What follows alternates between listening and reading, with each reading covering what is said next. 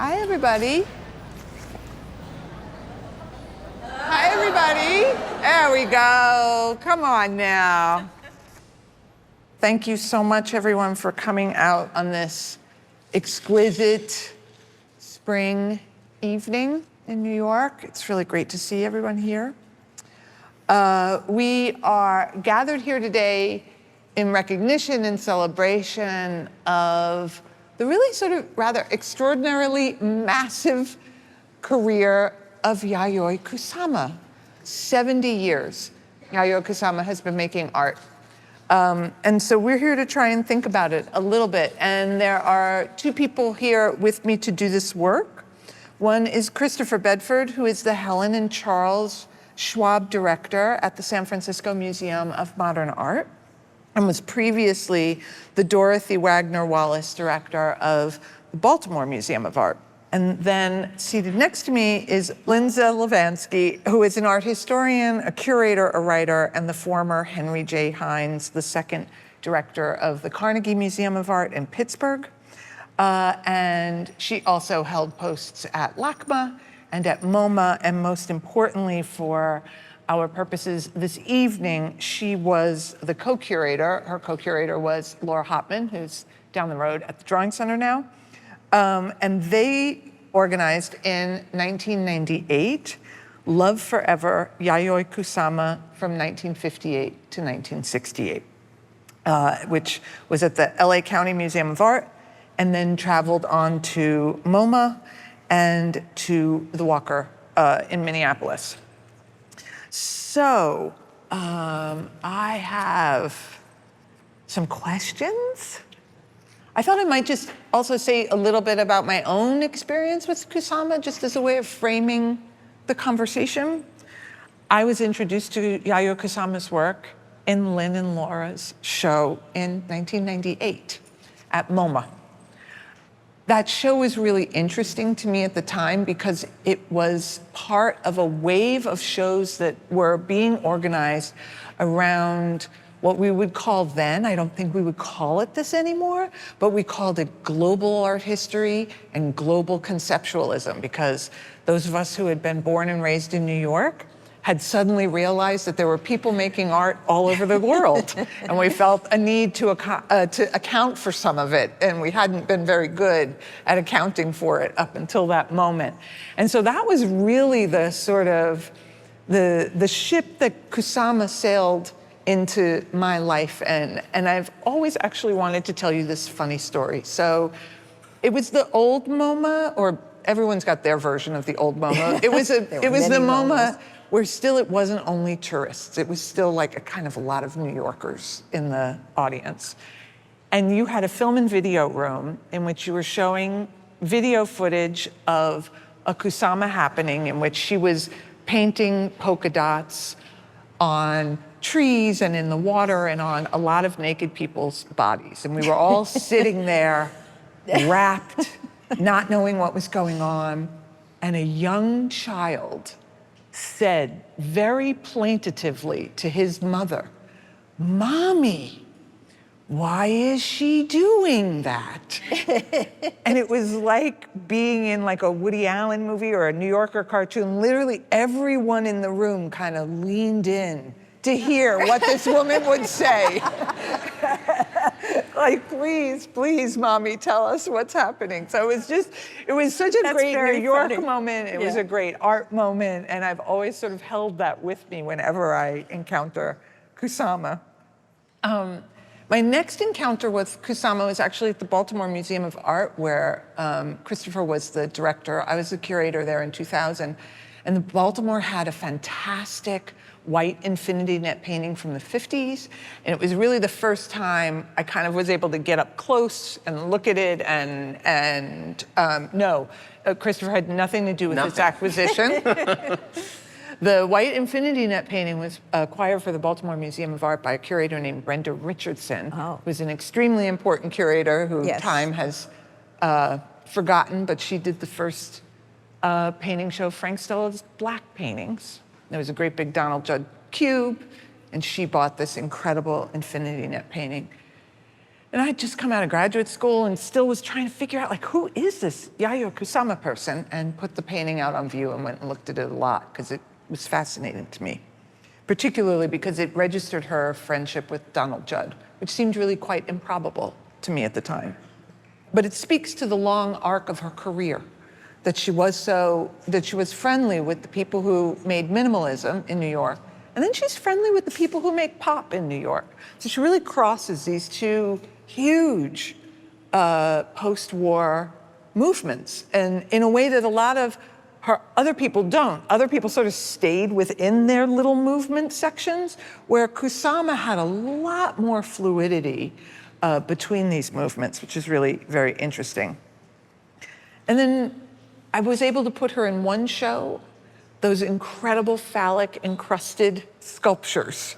So already in this brief introduction, we've moved from a videotaped performance to a very classic oil painting to a kind of wild sculpture made out of the ready-made. It was a big sofa covered with all those phallic things. So already you begin to see, even in just one ersatz career through the art world, the incredible heterogeneity, the liveliness, the experimentation, and the longevity of Kusama's work. And now, of course, we live in a new age of Kusama, which is the infinity room and these sort of, I wore this shirt on purpose and thinking I would be clever, but these are so wild and crazy that my shirt now looks just, sort of banal. But this version of Kusama, this most recent version of Kusama, surrealistic, funny, cheeky, part cartoon, part real life, right? Part sculpture, part animated object. So there's just so many, I guess, the lesson there is if you make artwork for 70 years, there are gonna be some signposts along the way. So I thought I would start with Lynn, because Lynn really, more than anyone, I think, has done the research on Kusama. And I wanted to just, before I ask you the question, to just ground us a little bit. Yayoi Kusama was born in 1929. That means she's the same generation as Jasper Johns, Robert Rauschenberg, Ellsworth Kelly, Andy Warhol, Yoko Ono, and Ruth Asawa. That whole constellation of folks was born between 1923 and 1929 as a generation. So that's who we're talking about. Like, we're talking about someone of that. Judd, too. And Judd. When's Judd? Do you know Judd's date? 28, Donald Judd. Yeah. So this is a deep generation that we're talking about. And so I guess, Lynn, I wanted to turn it over to you first and ask us, could you set the stage a little bit for us? Like, how did you come to Kusama in the 90s before she's this huge star? Right. And what did her work mean to you then? Like, what got you to do that show? Well, I was working at MoMA at the time, and I was working first of all, I was working on a show that would open relatively soon after this incident in which I discovered Kusama. And that show was called Sense and Sensibility, Women Artists and Minimalism in the 90s. And so I was already thinking about how women stretched the boundaries of what minimalism was supposed to be. And I was working with Kirk Varnadoe, who was the director of painting and sculpture at MoMA at the time, and we were doing a reinstallation of the permanent collection.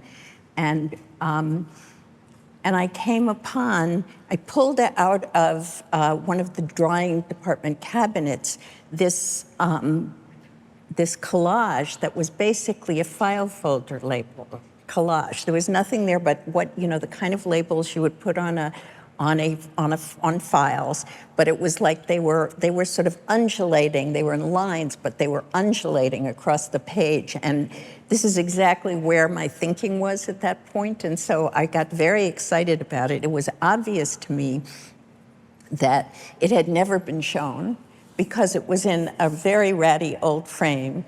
and the work was right up against the glass. But it was also a gift of Philip Johnson. And I know that MoMA would never say no to a gift of Philip Johnson because there were so many important works that he had given to the institution. So that was sort of the beginning of it. And Kusama figured in my essay for the show, which was really about younger artists. And then I got, but I had a historical element to the writing. And then I went to LA, and I found that there were, when I got off the plane, maybe 5 people who knew who Kusama was in Los Angeles. And even with LA's strong ties to Japan, there were still so few people. Yeah. Right. Yeah. Doesn't mean they were looking at Japanese artists at that time. Sure. So, so it was great. And then, so I worked for 3 years on the show, and I went to Japan, like twice a year for 3 years, and worked with her. And it was great.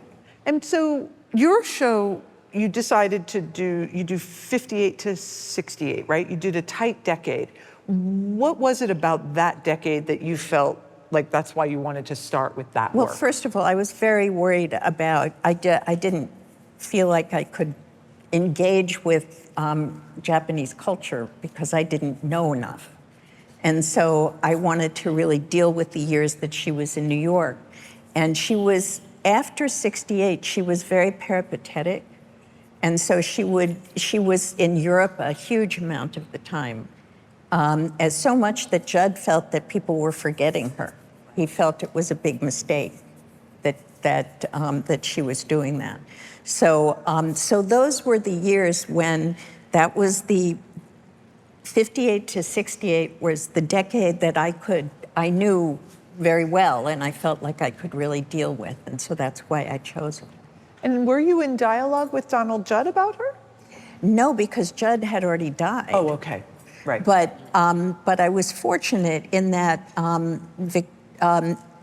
Alexandra Monroe and Reiko Tomi had done this show in 1991, which I didn't get to see because I was working 24/7 just about on a show at MoMA at that time. So, but I know other people did. What did you ask me? Why did I? Yes, I know what it was. Well, you dropped Donald Judd's name, and I wanted to know if you were in dialogue with Judd. But. So Alexandra and Reiko had done this really amazing interview with Judd, where he talked about her, and his real affection for her and admiration for her was so clear that it was enormously helpful for me. And did you think that because she was not in Sense and Sensibility, correct? No, because it was all younger artists. Right. But did you see her as one of the female artists you felt was sort of stretching minimalism? I did. I saw her as a precursor for what these artists were, the artists in the 90s were doing. And could you describe a little bit what you thought her relationship was to minimalism, and or why was Donald Judd, who's the big Papa Bear of minimalism, like why was he interested in Kusama? Well, first of all, he met Kusama after she got to the United States. She got to New York. She first went to Seattle, and then she came to New York, and I think it was in '57 that and then she had a show in Seattle, and then, but she was destined for stardom, so she was coming to New York. And she, within a year, she had totally transformed her work, which before this had been small watercolors, basically, very beautiful, wonderful things, but to these enormous paintings that had just her infinity net pattern in them. And that was, to me, very interesting because it was both, with these paintings, she was both reflecting some of the aspects of abstract expressionism, but she was also foretelling what was going to happen with minimalism because it's all this, it's repetition that's going on there. So, and anyway, so Judd met her because he reviewed that show at Bratta Gallery in 1959. Right. And they became good friends. At the time, he was kind of lost. He wasn't real. He was better known as a critic at that point than as an artist. And and she sort of took him in hand, and she found him a loft, and then where he could live and paint and work and do what he was doing, and she moved into right below him with this man she was living with at the time, and so they saw each other every day for 5 years, and he greatly admired her work ethic because she would just work herself into the ground. And he says that she made most of her paintings were done in one fell swoop. Oh, really? The infinity net paintings. Oh, wow. So he would, and always flat on a table, and he would leave her in the evening and then come back in the morning, and there would be a finished painting that was enormous. And he was amazed because the size of the canvases were such that she couldn't possibly see what she had already done as she was working on it, you know. So, so he had enormous regard for her. And she helped him. She helped him get his life in order. Right. One of the things that I hear in what you say is the scale, because of course, scale is always an issue with Kusama. She makes these little marks, but she takes up so much room. I mean, did you think about that when you were working on that? This sort of diminutive person taking up all this room. Yes, it was amazing. Yeah. And I think it's definitive of who she is. You know, I mean, what she wanted out of life. And how would you describe that, since of the panelists, you're the only one who's had the contact with her, so I'm trying to get as much out of you as I can. I think she, what she wanted is what she's got. Yeah. I think she wanted the fame. She wanted to be the center of attention. She wanted, you know, she wanted everybody to understand how important her contribution had been. So I think she's very happy right now. That's really great. That's really great. So the other thing I wanted to talk about is one of the things I think is so remarkable about her body of work is that on the one hand, it's remained remarkably consistent over the 70 years, right? We have the repetition, we have this small form, we've got polka dots, we've got pumpkins, you know, and the work has changed dramatically at the same time, like how she's able to negotiate all this change and all this difference. And I wondered, Christopher, in your experience of looking at artists and thinking about artists, is there another artist you can think of who's had this almost uncanny quality of staying the same and being wildly different simultaneously? Yeah, that's really interesting. So I'm going to respond to the question. I'm going to keep it in my mind, but I did want to take a second with you two, just to acknowledge.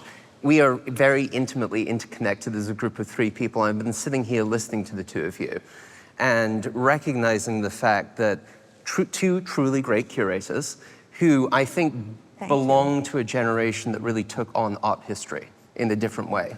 And speaking from the perspective of a museum director, I feel the dearth of those sorts of big, shape-shifting, culture-shifting, era-defining exhibitions, of which you 2 did many in the course of your career. At the Wexner Center, part object, part sculpture, you know, Black Mountain at ICA Boston. I remember one of my first experiences, Lynn was my first boss, at LACMA was Beyond Geometry, which was a mind-bending exhibition for me. For all the reasons that you've been reciting, it was international, it was transmedia, it introduced artists through a completely approachable lens to a vast group of people who otherwise would have no contact. So I think there's a reason that the 2 of them are sitting here, liberated from institutions, but truly great institutional curators and now freelance curators who both happen to have an intimate connection to Kusama. So that's just, I just wanted to provide that context from the perspective of somebody of a different generation. And I remember, sitting in your office and getting art history lectures, and I just got another one, and they all got another one too. So it's, but so Helen, to respond to your question, I think I was walking through SFMOMA's galleries recently and looking, we have very strong holdings in Gerhard Richter. And he's another really interesting example of a person who opened doors repeatedly in the history of art. So if art history is a sequence of doors opening and doors closing, in order to be part of it, you need to open your own door, walk through it, and then close it. Richter did that, I don't know how many times, with the screechy abstractions. He did it with the defective photo-based painting. He did it with the seascapes.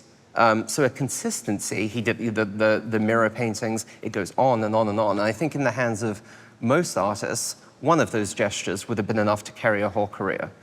And in the case of Richter, there's a kind of relentlessness of invention, which I find to be remarkable. So there are, 5 moments in art history contained within that one body. I think she's exactly the same.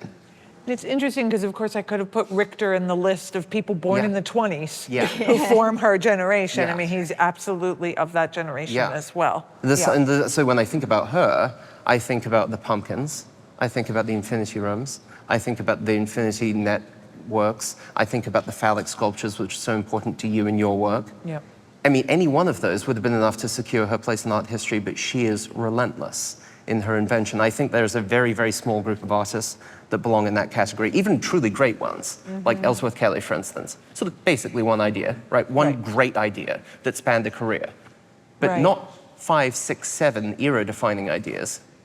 Very different. I wanted to ask you, I know it's not what you did in New York, but it does fall within the boundaries of the time period of your show. And in getting ready to do this today, I learned something about her that I didn't know before, which is that in 1966, she placed 1,500 mirrored balls It's great around the grounds of the Giardini at the Venice Biennale, an event to which she was not invited. Yes. Exactly. If there are any young artists in the audience and you haven't been invited to something, it's an offering. Yes. Let's put it that way. It's an offering. Sometimes you don't need to be invited. She also began to sell them. For $2. Yes, for $2. For $2. What year was that again? 1966. That's just amazing. This is kind of mind-blowing to me. She covered people and the surroundings with polka dots. This often involved nudity. It meant she got arrested both in New York and in Tokyo for doing this. So just to make sure everybody gets it, like some people would paint dots on naked folks, get arrested and think, I'll stop. But Kusama's like, I'm gonna try it again in Tokyo, which seems just to me. Can I say one thing? That those naked performances that she did, to her, this was, first of all, this was a time, right? It's the 60s, it's the Vietnam War. She was adamantly opposed to the Vietnam War because she had lived through the Second World War in Japan, and it was very tough. And so and at that time, nudity was kind of, this notion of freedom and all of that stuff was very much a political position to take. So that most of those performances were anti-war pieces. Beautiful. That she did. Beautiful. And there's, again, I can't help but think of her and Yoko Ono, because they're very similar stories they tell of being a young girl, an enormous amount of food deprivation, great starvation in Japan during the war years. Also the dropping of the atomic bomb, obviously, on Hiroshima and Nagasaki. And then the American government we occupied Japan after the war, and it's our government that says there shall be no photographic reproductions of the effects of the bomb disseminated. So there's no photographs of what happened circulate in Japan until 1952, when we stop our occupation of Japan.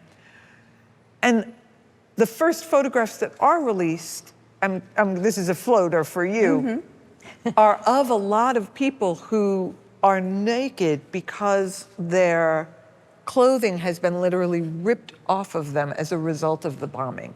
Do you think that Kusama's play with nudity has anything to do with that, the kind of, well, I mean, I guess just the trauma of not knowing and then seeing those images and having to metabolize them? I never thought about that. And I'm not sure whether she would have seen the images at that time or, you know, that kind of thing. I don't know. You know, she was in a fairly distant kind like of. a rural town. Rural town, right. And so, so I don't know. Yeah. I don't know whether she would have seen them. I don't know if they would, but nudity was all over the place in New York in the 60s. So, so it would have been hard, right, Barbara? So it would have been hard for, you know, to say exactly where so it it's came two really from. different versions of nudity too, right? Like a kind of free love versus And hers the was terror of really war. free love. Right, got it. So also in 1966, she made a mirrored room that she called a narcissist garden. Yes, Narcissus Garden. Narcissus Garden. And I wanted to read two of her quotes about these rooms because I wanted to, I'm gearing up to talk about the infinity rooms. So one quote, she says, "When we obliterate nature and our bodies with polka dots, we become part of the unity of our environment, part of the eternal, and we obliterate ourselves in love." Yeah, that's wonderful. So she's a poet too. And I guess I wondered, like, what do you both think about, because obliterate is a word she uses a lot.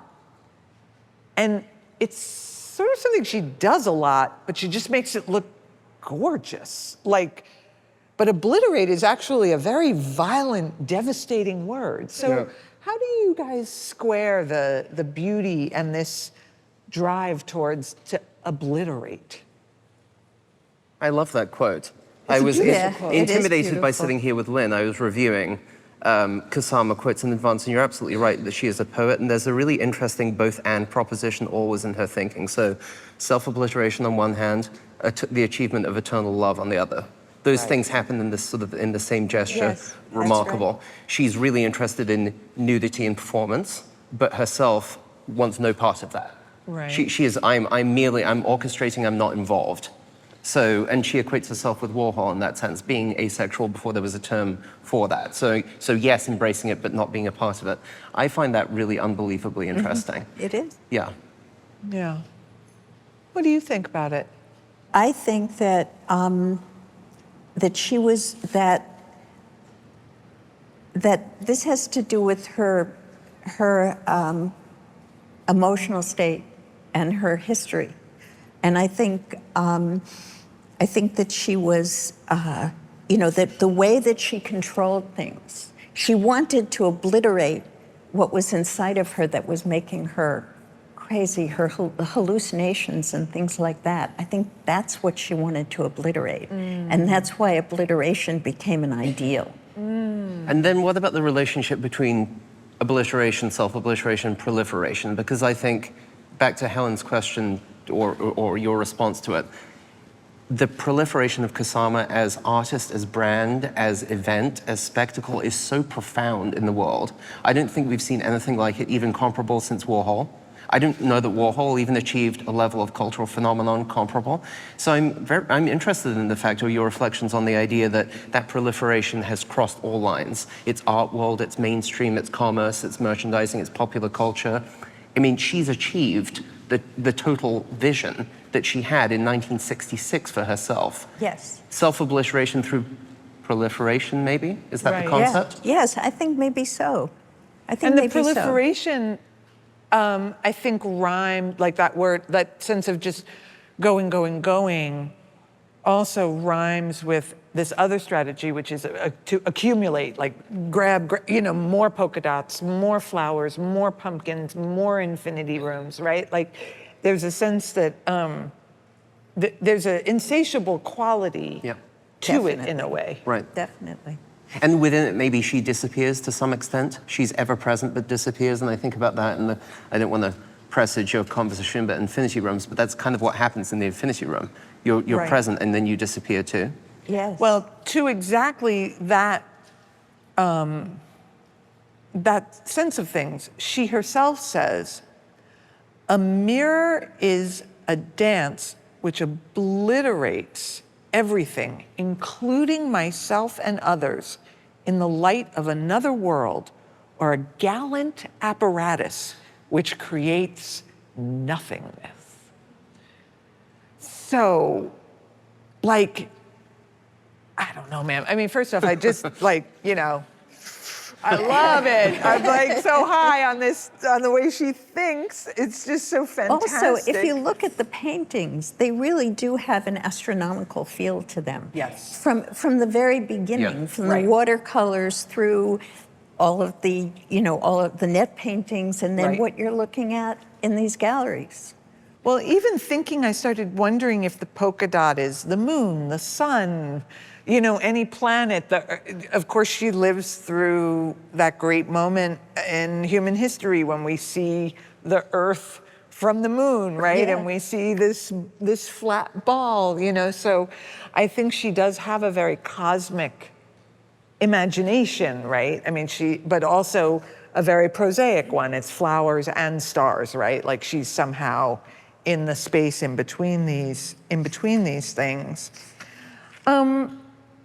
Well, that brings us up to the infinity rooms. I mean, what else can we say other than to say that, like, they're literally catnip for the art-going public, right? I mean, people are obsessed with them, and they kind of arrive in our consciousness around the time this arrives.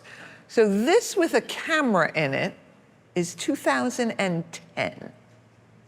It's worth just having a beat. That's only 13 years ago. Mm-hmm. This is 2010, people, and all of us, like, if this went down tonight, think about how many of you would not know the phone number you needed to call to get yourselves home, right? I mean, this is crazy. But the person, Melissa Chu is in the audience. She's sitting in the front row. I can't help but name check you now. She's the director of the Hirshhorn Museum and the curator of the first traveling show of Kusama's Infinity Mirrored Rooms, which I have in my notes, during its 3.5-month run at the Hirshhorn, received 475,000 visitors. That's amazing. Which is a mind-boggling number, even to buy like a sneaker everybody wants, much less go to an art museum on the Mall in Washington, D.C. And the show traveled the country to huge success. Those numbers continue. And I guess, if you don't mind, I would love to ask you, what do you think happened there? Like, what is it about these structures and this body of work that the public cannot clearly get enough of? Like, what's happening there, do you think? I think, all too often now, I think people get caught up in, the things that Kusama has done. And it's great to really ground her work again in art history. Yeah. I wanted to recognize Mika Yoshitake, who actually, I had this idea for the Infinity Mirrored Room show when I was at Asia Society. I was there for 13 years here in New York. And then I was hired to go to the Hirshhorn, and I had always had this idea to organize an exhibition of her Infinity Mirrored Rooms. Wait, I didn't hear that. So I had always had this idea about her Infinity Mirrored Rooms. Oh, yes. And so when I went to the Hirshhorn in 2014, I went to see Kusama. That was like my first studio visit, practically. Oh, wow. And we started this journey towards an exhibition, and Mika really helped to bring it to fruition. You know, when we were planning the show, we figured that there would be visitors who wanted to see it, but we had no idea of what was in store. Really? We were kind of in crowd control rather than museum management for 3 months. Wow. It was like Disney. I said, we need to get like Disney. How did they organize their lines? Because we had never kind of had to snake line, you know, it was crazy. But I think for visitors, what it did was almost like a community that she had built. Oh, and you interesting. wouldn't think it because it feels like an individual experience. But there was a sense of wanting to experience something. And we know that, millennials tend to like to visit museums kind of in groups and with friends. And that's kind of what was happening, that it was a whole new generation of visitors with their phones Right. who wanted to document their experience. And so it really coalesced at that moment when selfies and Right. kind of immersive art, kind of people had that expectation when they went to a museum. So it was a very particular moment. Have any of you had an experience with the infinity rooms in which you have felt this kind of obliteration that she's talking about, or seen someone else have that experience? Like, my sense of waiting in those lines is there's always all this expectation and everybody's very excited. But I don't know. I guess I'm just curious if the general public is. I think it was Christopher who said it's that Kusama does both and. Like, it's obliteration and it's dark and it's gorgeous. Are the kids getting the dark part? I guess that's my question. That is a good question. I think that there's, the way that you're speaking about it reminded me of a thought I had when I was in one of them recently, which was hearkening back to a comment that a now deceased art historian made to me about the public experience of art in museums. And he said, people don't know where to begin and end with an abstract painting. Like, they have no context for understanding. They don't know how to look at it. They don't know when they're finished looking, and they don't know what conclusions to draw. I think that there is a generosity in those infinity rooms that makes all of that irrelevant. Say more about that. You know, How does and that work? I think you walk in, my feeling, and I watch people intently. I was in this one, watching people intently. They feel it's of and about them. It's built for them. It's as if they melt into it. They melt into each other. And you see couples, you see gaggles of millennials all together. And I think there's something extraordinary that happens in that context that you don't see with an inert object that you're supposed to behold, 60 on center on the white wall. There's a generosity of address in them that feels to me entirely unlike anything else. And really profoundly moving to watch. So I don't know if they get the dark side. I don't. That's a good question because they're not school. So maybe that's the art history that's absent from the experience. But they get something that no other art experience in the world currently offers. And I think there's a generosity to it. One, and I'm less interested in the art-going public. You said catnip for the art-going public. I really don't care about them. I care about everybody else that was in line to see Melissa's show. I think that's amazing. And the people that line up outside this gallery, they're not coming to see every exhibition that David Zwirner Gallery is doing. Absolutely not, but they come to this. Do you have a similar sense of, as Christopher does, of the generosity of them? I think there's something to be said for a work that both reflects the viewer, but also obliterates it. Right. Yeah. Right. And each one is so different, right? And they're so simple. It's light and mirror.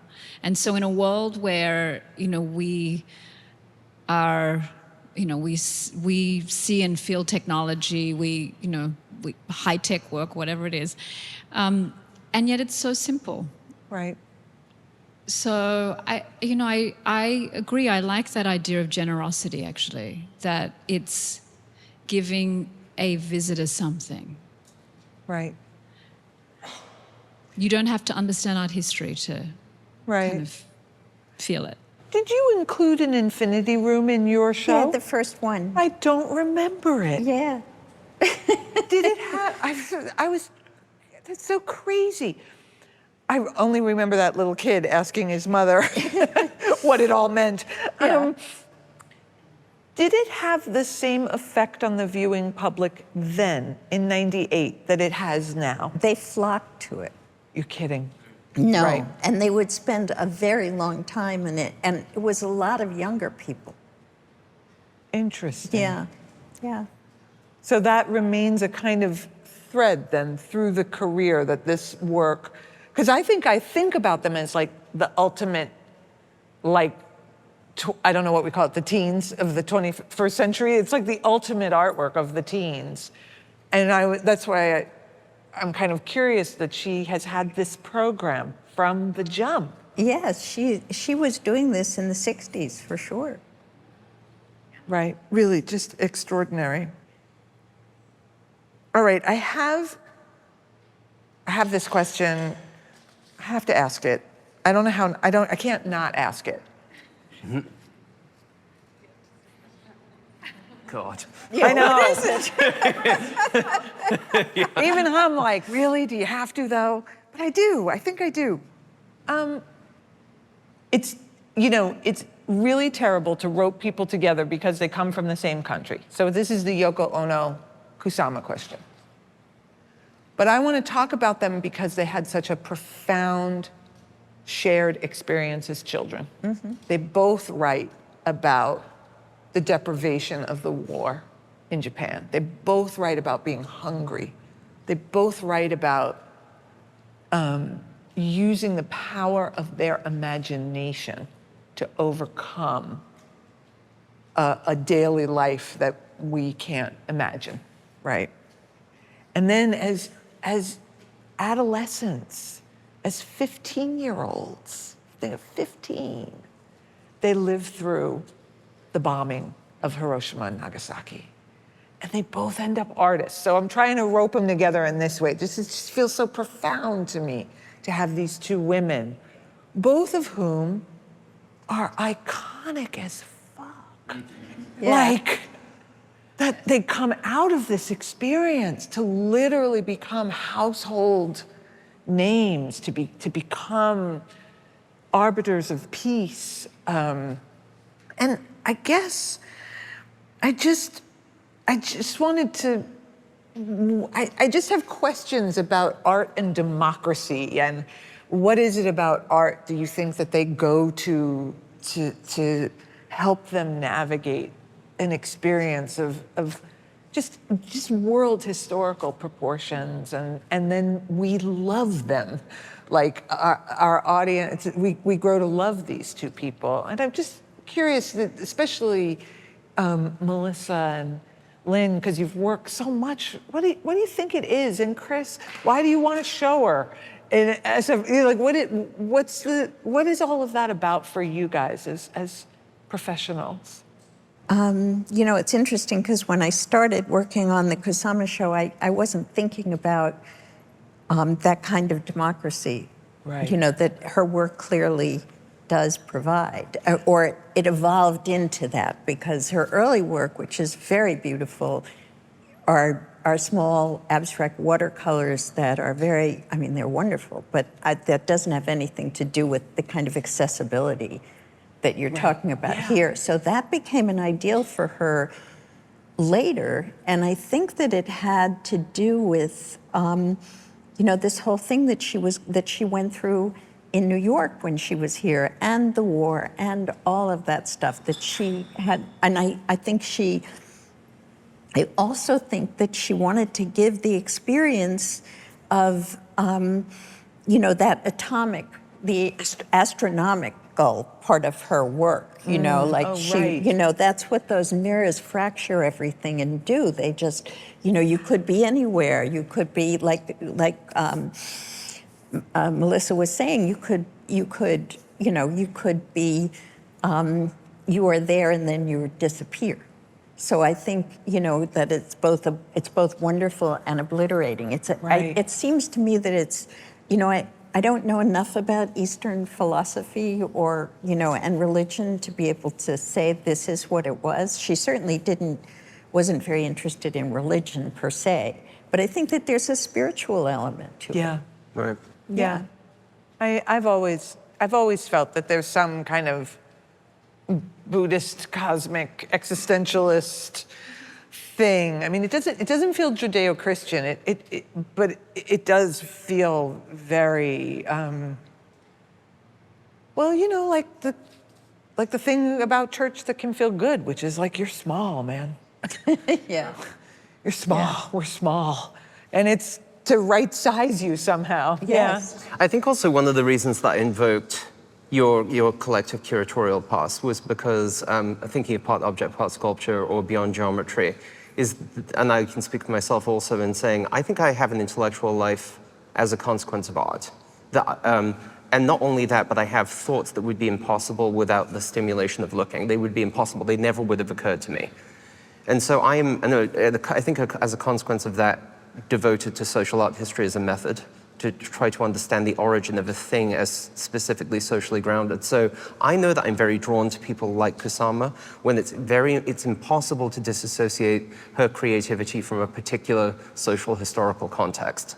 And so the relationship between her experience of the war, her experience of, you know, or any number of experiences, it's impossible to disassociate. So I feel her and her history differently through the act of looking, and it opens up a portal into a intellectual world that would have been unavailable for me otherwise. It's deeply spiritual, sure, but it's also deeply historical.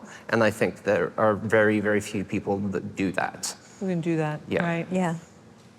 Melissa? Yeah, it's curious because, you know, much of my research has actually been spent in the Asia-Pacific region. And when I was writing the first kind of major survey of Asian contemporary art, Kusama was one artist amongst 150 that I looked at.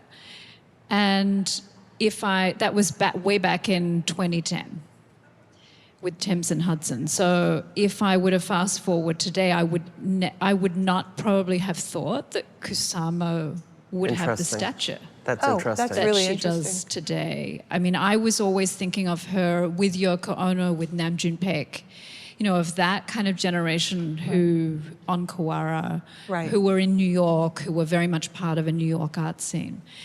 And so if we think of today, you know, yes, it's Kusama, yes, it's Yoko Ono, and it's also Ai Weiwei and others. But what we are seeing, I think, is a much more open kind of art world than even in 2010, where you can actually cast our eyes back to kind of rewrite that 20th century so that there are more figures than the three major figures of any movement that used to get recorded. So Right. I think that's what's interesting, resituating her also within that environment. Yeah, I agree. This has been really amazing. She grows more and more interesting to me every time I get close and touch it. It just blossoms into like more and more, because I think there's an alternate universe in which we could have had a conversation about branding, about Yes. you know, the total proliferation and obliteration of the self when you become a brand, and how she like basically takes the Warhol program.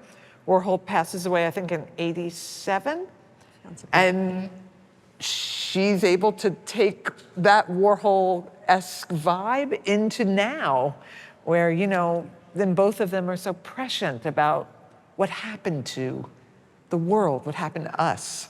They could sense it, it seems to me, already in the '60s, what was going to happen, and that is really a remarkable thing. It is. Yeah, truly remarkable. And I think with that, with like, you know, all hail Yayoi Kusama, we will send you off into your evening. Don't forget to try and look up at the stars tonight. Thank you so much for being here. Thank you, Helen. Chris, Lynn, thank you. Thank you.